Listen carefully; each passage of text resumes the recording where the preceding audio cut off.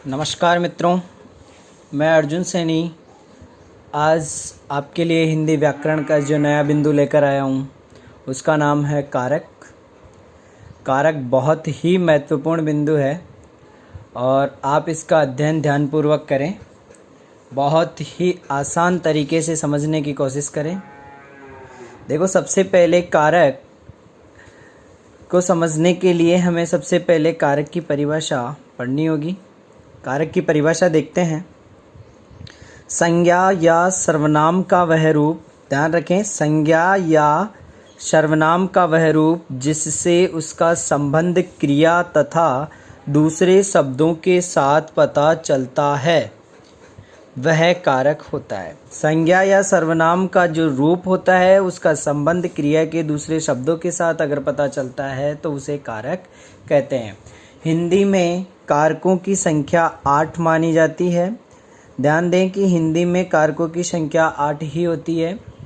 जो प्रमुख कारक हैं वो हमारे सामने हैं, जिनमें पहला कारक है कर्ता कारक, दूसरा कर्म, तीसरा करण, चौथा संप्रदान कारक, पांचवा अपादान कारक, छठा संबंध कारक, सातवां अधिकरण कारक और आठवां है संबोधन कारक। इन सभी कारकों के जो नाम हैं इनको चिन्हों के आधार पर भी पढ़ सकते हैं। कर्ता ने कर्म को करण से या करण के द्वारा संप्रदान के लिए अपादान से अलग होने के अर्थ में संबंध का के की रा रे री, अधिकरण में पे पर, संबोधन हे अरे हो, ये कारक हैं। 8 प्रकार के कारक और ये कारक चिन्ह हैं। अगर एग्ज़ाम में प्रश्न आ जाए कि प्रमुख जो कारक है उनको चिन्हों के साथ सारणीबद्ध कीजिए तो आपको यह सारणी बनानी है। ये प्रमुख कारक हैं और ये इनकी सारणी होती है। इनके उदाहरण देखते हैं कारक चिन्हों के आधार पर। राम ने रावण को बाण से सीता के लिए नगर से दूर रावण की धरती पर मारा और रावण बोला हे राम। सभी में कारक चिन्ह दिखाई दे रहे हैं। कर्ता ने कर्म को करण से संप्रदान के लिए अपादान से दूर, नगर से अलग हो गया तो दूर हो गया, से शब्द आ गया। और नगर से अलग होने के बाद में संबंध काके की, अधिकरण में पे पर, संबोधन हे अरे हो। देखो, संबंध कारक और जो संबोधन का संबंध क्रिया से न होकर वाक्य के दूसरे शब्दों से होता है, परंतु हम यहाँ संबंध कारक और संबोधन का जो संबंध है वह हिंदी में पढ़ते हैं, परंतु संस्कृत में इसको नहीं माना जाता है। इसलिए अपवाद स्वरूप सिर्फ ध्यान दें कि संबंध कारक और संबोधन का जो संबंध होता है क्रिया से न होकर वाक्य के दूसरे शब्दों से होता है। अगली बात अपन पढ़ते हैं। जो कारक हमारे सामने आ चुके हैं उनमें सबसे पहला जो कारक है उसका नाम है कर्ता कारक। कर्ता कारक का चिन्ह हो गया ने। कर्ता कारक की हम परिभाषा देखते हैं। वाक्य में संज्ञा या सर्वनाम का वह रूप जिससे क्रिया करने वाले का ज्ञान हो। कर्ता का मतलब होता है कार्य करने वाला, और यहाँ पर जो क्रिया करने वाले की बात करी गई है, अर्थात संज्ञा या सर्वनाम के जिस रूप से क्रिया करने वाले के ज्ञान का पता हो उसे कर्ता कारक कहते हैं। दूसरी बात, इन वाक्यों में कौन सा कारक चिन्ह आएगा? ने। जैसे बालकों ने क्रिकेट मैच जीता। किसने जीता? बालकों ने। कर्ता का संबंध क्रिया करने वाले का ज्ञान हो रहा है। किसने जीता? बालकों ने। मधु ने गीत गाया। यहाँ पे कर्ता का जो चिन्ह है वह आ रहा है, यहाँ पर कर्ता कारक होगा। अगली बात करते हैं अपन कर्म कारक की।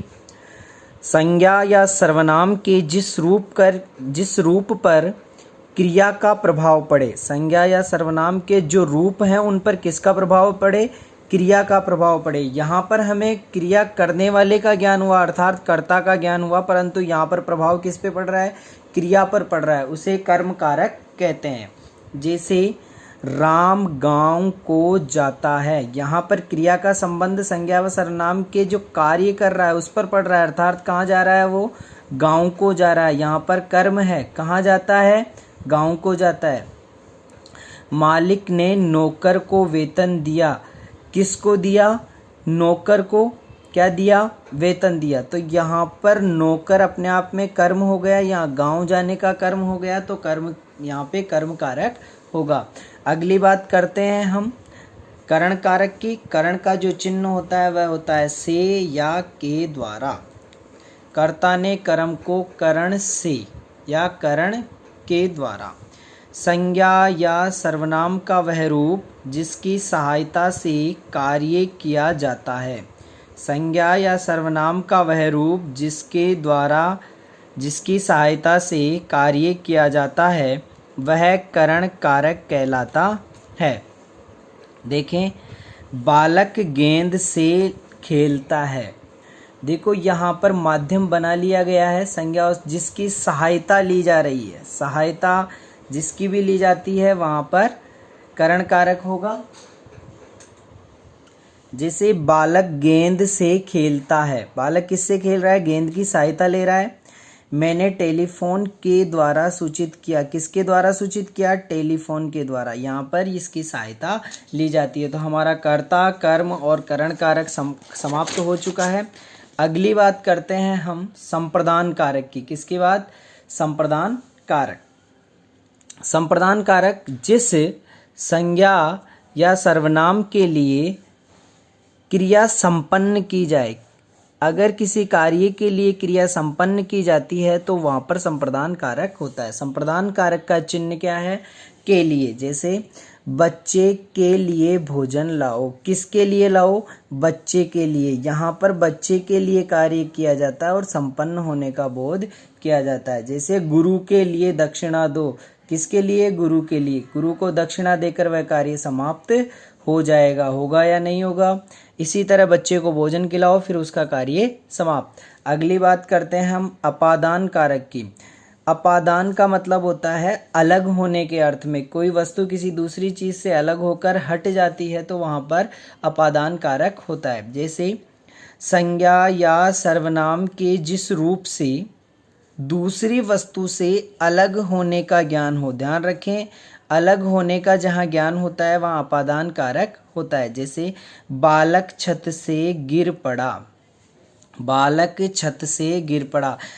अब बालक इतनी देर छत पर था, पर ज्यों ही नीचे आया तो वो कहाँ पर आ गया? जमीन पर आ गया। पहले किससे टच था? छत से। अब कहाँ पर आ गया? जमीन पर। कहने का मतलब बालक कहाँ से अलग हो गया? छत से अलग हो गया। तो ये अलग होने के अर्थ में होता है। आगे इसी का एक उदाहरण और देखते हैं। पेड़ से पत्ता गिरता है। पेड़ से पत्ता गिरता है। ये पत्ता है वह अब तक कहाँ लगा हुआ था? पेड़ पर लगा हुआ था, पर जो ही पत्ता पेड़ से गिरा वहाँ से क्या हो गया? अलग हो गया। अर्थात पेड़ से पत्ता गिरता है, कौन सा कारक होगा? अपादान कारक होगा। अगली बात करते हैं हम संबंध कारक की। संबंध कारक के जो कारक चिन्ह है वह है का, के, की, रा, रे, री। एक संज्ञा या सर्वनाम का संबंध जब वाक्य की दूसरी संज्ञा या सर्वनाम से होता है तो वहाँ संबंध कारक होता है। जैसे मीना का घर बहुत सुंदर है। इस घर का संबंध किससे है? मीना। अगर मीना घर में नहीं होती तो इसका संबंध नहीं होता, इसलिए ये मीना का घर हो गया। गोदान उपन्यास है। गोदान उपन्यास का संबंध किससे है? प्रेमचंद से है। तो मैंने यहाँ उदाहरण लिखा है, प्रेमचंद का गोदान उपन्यास प्रसिद्ध है। अर्थात यहाँ गोदान का संबंध किससे है? प्रेमचंद का। या प्रेमचंद का संबंध किससे है? गोदान से। हमारे यहाँ तक 6 कारक समाप्त हो चुके हैं। अगला कारक हम देखते हैं अधिकरण कारक। और अधिकरण कारक की पहचान होती है में, पे, पर। संज्ञा के जिस रूप से क्रिया के आधार का ज्ञान हो उसे अधिकरण कारक कहते हैं। क्रिया के आधार का ज्ञान, ध्यान रखें। अधिकरण कारक की पहचान में, पे, पर। जैसे पेड़ पर पक्षी बैठे हैं। पेड़ को आधार बना लिया किसने? पक्षियों ने। पक्षी जब तक पेड़ को आधार नहीं बनाएंगे तो बैठे रह सकते हैं? नहीं, पेड़ पर आधार हो गया। बच्चे कमरे में खेल रहे हैं। मैं अपने आप आपको यहाँ दिख रहा है, मैं इसकी पहचान है, तो बच्चे कमरे में खेल रहे हैं, अधिकरण कारक हो गया। अगली बात करते हैं संबोधन कारक की। संबोधन कारक की पहचान है हे, हरे, ओ। इसको आप इसकी परिभाषा देखें, जिन संज्ञा शब्दों से किसी को पुकारने, किसी को बुलाने आदि का ज्ञान हो उसे उन्हें संबोधन कारक कहते हैं। आमतौर पर संबोधन कारक में विस्मयादि बोधक चिन्ह होता है, ये होता है विस्मयादि बोधक चिन्ह। और आप देख रहे हो, अरे तुम सब कहाँ थे, अरे तुम सब कहाँ थे, पुकारने की बात, आश्चर्य की बात या फिर बुलाने की बात, जहाँ पर भी होती है संबोधन कारक होता है। हे छात्रों अपना अपना काम करो, यहाँ पर संबोधन चिन्ह दिखाई दे रहा है। अगर संबोधन चिन्ह दिखाई दे रहा है तो संबोधन कारक अपने आप ही हो जाएगा। तो यहाँ तक हमने कारक की बात करी है। सभी बच्चे कारक को ध्यानपूर्वक देखें, समझें और बार बार अभ्यास करें कि संबोधन कारक कहाँ होता है। और कारकों को अच्छे से समझने के लिए दोबारा से वीडियो को देखें। धन्यवाद।